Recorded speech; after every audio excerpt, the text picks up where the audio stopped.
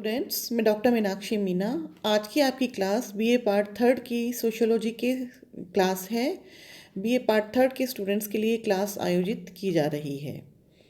आपका ये paper second paper है, नगरीय समाजशास्त्री उपशाखाओं का परिचय। आज का हमारा टॉपिक है नगरीय समाजशास्त्र की विषय सामग्री।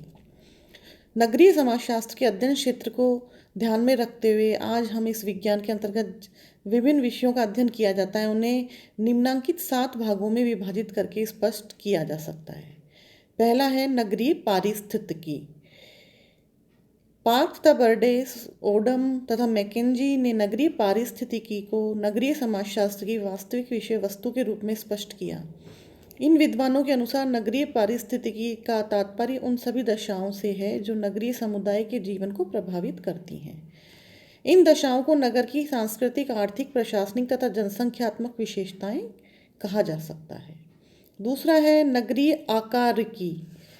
इसे कुछ लेखक नगरीय स्वरूप शास्त्र भी कहते हैं। जैसा कि इसके नाम से ही स्पष्ट है, नगरीय आकारिकी का संबंध उन सभी विषयों के अध्ययन से है जिनका संबंध नगर के आकार अथवा स्वरूप का निर्धारण करने से होता है। उदाहरण के लिए नगरीय जनसंख्या का आकार या नगर जनसंख्या की गतिशीलता की प्रकृति, औद्योगिक विकास, वर्गों का विभाजन, उनके बीच संबंधों की प्रकृति, नगरीय सामाजिक संगठन तथा नगरीय विभेदीकरण आदि इसी तरह के विषय हैं। तीसरा है नगरीय मनोविज्ञान। नगरीय समाजशास्त्र की विषय सामग्री का एक अन्य पक्ष नगरीय मनोविज्ञान से संबंधित है। अब ये स्वीकार किया जाने लगा है कि नगर को किसी विशेष क्षेत्रफल अथवा जनसंख्या के आधार पर परिभाषित नहीं किया जा सकता, बल्कि नगर अनेक मनोवैज्ञानिक विशेषताओं का एक पुंज है। उदाहरण के लिए नगरीयता, नगरीयकरण, नगरवाद इसी तरह की मनोवैज्ञानिक विशेषताएं हैं। इसी कारण नगर को अब जीवन की एक विशेष विधि के रूप में देखा जाता है। चौथा पॉइंट है हमारा नगरीय संस्थाएं। प्रत्येक समुदाय का जीवन कुछ विशेष संस्थाओं से प्रभावित होता है। परिवार, धर्म, नातेदारी, सामाजिक नियंत्रण की व्यवस्था, शक्ति संरचना, नेतृत्व तथा जाति इसी तरह की सामाजिक संस्थाएं हैं। नगरों में इन संस्थाओं की प्रकृति ग्रामीण जीवन से बिल्कुल भिन्न देखने को मिलती है। पांचवा पॉइंट है हमारा नगरीय प्रक्रियाएं। नगरीय समाजशास्त्र की विषय सामग्री में उन सभी प्रक्रियाओं का अध्ययन आ जाता है जो नगर के लोगों के जीवन को प्रभावित करने के साथ ही नगरों में सामाजिक परिवर्तन की तीव्र प्रक्रिया को स्पष्ट करती हैं। प्रतिस्पर्धा, विशेषीकरण, श्रम विभाजन, व्यवसायिक गतिशीलता, स्थानीय परिवर्तन, व्यवसाय के नए ढंगों को ग्रहण करने की मानसिकता, समायोजन तथा सांस्कृतिक मिश्रण आदि इसी तरह की प्रक्रियाएं हैं। छठा है नगरीय व्याधिकी। नगरीय पर्यावरण से संबंधित यह वह महत्वपूर्ण भाग है जिनका संबंध विभिन्न प्रकार की नगरीय समस्याओं के अध्ययन से है। अधिकांश नगर आज विभिन्न समस्याओं के केंद्र हैं, जैसा कि पहले भी लिखा जा चुका है। अपराध, बाल अपराध, श्वेत वसन अपराध, स्त्रियों के विरुद्ध घरेलू हिंसा, वेश्यावृत्ति, मद्यपान, पारिवारिक विघटन, प्रदूषण, गंदी बस्तियां, मानसिक रोग, भ्रष्टाचार, राजनीतिक दुराचरण, सांप्रदायिक तनाव तथा श्रमिकों का शोषण आदि कुछ ऐसी व्याधियां अथवा समस्याएं हैं जो इस सामाजिक विघटन में वृद्धि करती हैं।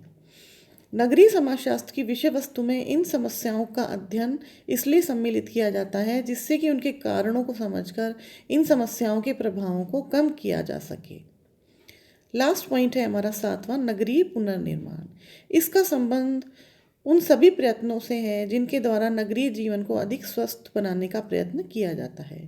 नगरीय समाजशास्त्र एक व्यावहारिक विज्ञान है। इस रूप में नगरीय समाजशास्त्र नगरीय पुनर्निर्माण के लिए उपयोगी उपायों की खोज करता है, व्यावहारिक नीतियों के निर्माण में सहायता देता है तथा नगर नियोजन की प्राथमिकताओं को स्पष्ट करता है। ये सभी ऐसे महत्वपूर्ण विषय हैं जिनकी जानकारी किसी दूसरे सामाजिक विज्ञान से प्राप्त नहीं हो पाती। इस प्रकार नगरीय समाजशास्त्र की उपर्युक्त विषय सामग्री से ये स्पष्ट हो जाता है कि आप आज ज्ञान की शाखा के अंतर्गत किन किन विषयों के अध्ययन को अधिक महत्व दिया जाता है। अब हम पढ़ेंगे हमारा अगला टॉपिक है, जो कि आप इस पे भी देख सकते हैं स्क्रीन पर। नगरीय समाजशास्त्र की प्रासंगिकता अथवा महत्व क्या है। नगरीय समाजशास्त्र का उपयोग क्या है। तो पहला है अवधारणाओं के विकास में सहायक। जैसा कि आपके स्क्रीन पर आप पढ़ सकते हैं, पहला टॉपिक है हमारा अवधारणाओं के विकास में सहायक। नगरीय जीवन से संबंधित विभिन्न अवधारणाओं को विकसित करने में नगरीय समाजशास्त्र का प्रमुख योगदान रहा है। इन अवधारणाओं में नगर, नगरीय समुदाय, नगरीयता, नगरीयकरण, नगरीय पारिस्थितिकी तथा नगर नियोजन आदि विषय अवधारणाएं विशेष रूप से महत्वपूर्ण हैं। नगरीय समाजशास्त्र के द्वारा सबसे पहले नगर के क्षेत्र अथवा जनसंख्या के आधार पर स्पष्ट न करके संरचनात्मक और मनोवैज्ञानिक विशेषताओं के आधार पर स्पष्ट किया गया। विर्थ ने नगरीयता को जीवन के एक विशेष ढंग के रूप में परिभाषित करके नगरीय मनोवृत्तियों के आधार पर नगरों की प्रकृति को स्पष्ट किया। नगरीय समुदाय भी ऐसी अवधारणाएं हैं जिसे समझे बिना नगर की वास्तविक प्रकृति को नहीं समझा जा सकता। इस विज्ञान के द्वारा यह स्पष्ट हुआ कि नगरीकरण का तात्पर्य केवल नगर के क्षेत्र का विस्तार होना ही नहीं, बल्कि इसका वास्तविक अर्थ किसी विशेष क्षेत्र में नगरीय मनोवृत्तियों का प्रसार होना भी है।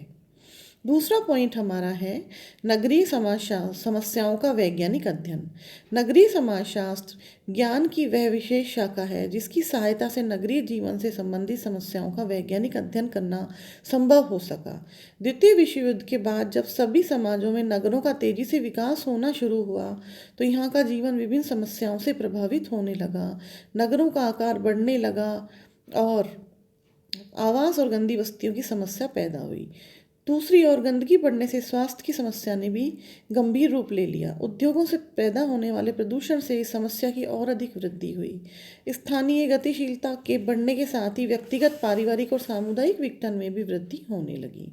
नगर विभिन्न प्रकार के अपराधों का केंद्र बन गए। नैतिक पतन तथा भ्रष्टाचार से संबंधित समस्याएं भी नगरीय जीवन का अभिन्न अंग बनने लगी। नगरीय समाजशास्त्र के विकास के फलस्वरूप सरकार और उद्योग नियोजनकर्ताओं का ध्यान उद्योगों में काम करने वाले श्रमिकों की समस्याओं की ओर जाना प्रारंभ हुआ। इसी के फलस्वरूप श्रम कल्याण से संबंधित अधिनियमों को पास करना सभी सरकारें अपने नैतिक दायित्व के रूप में देखने लगी। स्पष्ट है कि नगरीय समस्याओं के अध्ययन में ज्ञान की इस विशेष शाखा ने महत्वपूर्ण योगदान दिया है। तीसरा पॉइंट है हमारा नगर नियोजन में सहायक। नगरीय समाजशास्त्र का एक मुख्य कार्य विभिन्न समस्याओं के कारणों के आधार पर ऐसे सिद्धांतों और कार्यक्रमों को प्रस्तुत करना है जिसकी सहायता से नगर के विकास को नियोजित रूप दिया जा सके। नगरीय समाजशास्त्र नगरीय विकास की प्रवृत्तियों को ध्यान में रखते हुए ज्ञात करते हैं कि भविष्य में नगरीय जनसंख्या में कितनी वृद्धि की संभावना है तथा इसके लिए कितने अतिरिक्त आवासों और सार्वजनिक सुविधाओं की आवश्यकता होती है। इसी के आधार पर नगर के विकास का मास्टर प्लान तैयार किया जाता है। नगर नियोजन के विशेषज्ञ नगरीय समाजशास्त्र के ज्ञान की सहायता से इस तरह की व्यवस्था करते हैं जिससे कि भीड़ बड़े क्षेत्रों से लोगों को हटाकर दूसरे स्थानों को उनकी गतिविधियों का केंद्र बनाया जा सके। चौथा है शिक्षा एवं प्रशिक्षण संबंधी महत्व। नगरीय समाजशास्त्र उन सभी लोगों के लिए एक उपयोगी विषय है जो नगरीय प्रशासन, नगरीय व्यवस्था तथा नगर सुधार से संबंधित हैं। यही कारण है कि अब लगभग सभी विश्वविद्यालयों में नगरीय समाजशास्त्र के लिए पृथक से पाठ्यक्रम निर्धारित किए जाने लगे हैं। अभी तक स्थानीय स्वशासन, नगर निगमों, प्रशासकों तथा विभिन्न नागरिक संगठनों से संबंधित जो व्यक्ति नगरीय जीवन के ज्ञान के अभाव के कारण तरह तरह की कठिनाइयों का अनुभव करते थे, उन्हें नगरीय समाजशास्त्र से ऐसा प्रशिक्षण मिलने लगा है जिससे वे अपने कार्य को अति कुशलता के साथ पूर्ण कर सकें। नगरीय समाजशास्त्र से संबंधित विभिन्न अनुसंधान कार्यों से बहुत से ऐसे तथ्य प्रकाश में आते हैं जो नगर के अधिकारियों और विकास योजना से जुड़े कर्मचारियों के लिए पथ प्रदर्शक के रूप में कार्य करते हैं। पांचवा पॉइंट है हमारा नगरीय पर्यावरण का ज्ञान। नगरीय समाजशास्त्र इस दृष्टि से भी बहुत उपयोगी है कि इसकी सहायता से नगरीय पर्यावरण को समुचित रूप से समझा जा सकता है।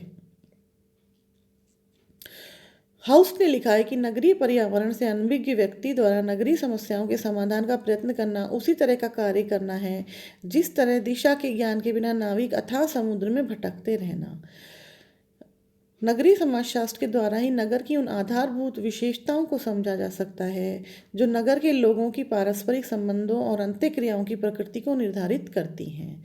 नगर के विभिन्नतायुक्त पर्यावरण में व्यक्तिवादिता, हित प्रधानता, प्रतिस्पर्धा, आर्थिक विषमता, गतिशीलता, तार्किकता, गुमनाम जीवन तथा प्रदर्शनवाद से आदि से संबंधित कुछ ऐसी विशेषताएं हैं जिनके संदर्भ से ही नगरीय सामाजिक और आर्थिक संरचना को समझा जा सकता है। इन विशेषताओं को समझे बिना नगरों के जीवन में सामाजिक सांस्कृतिक एकीकरण को प्रोत्साहन नहीं दिया जा सकता। छठा पॉइंट है हमारा नगरीय प्रक्रियाओं का ज्ञान। बर्गेल ने लिखा है कि नगरीय समाजशास्त्र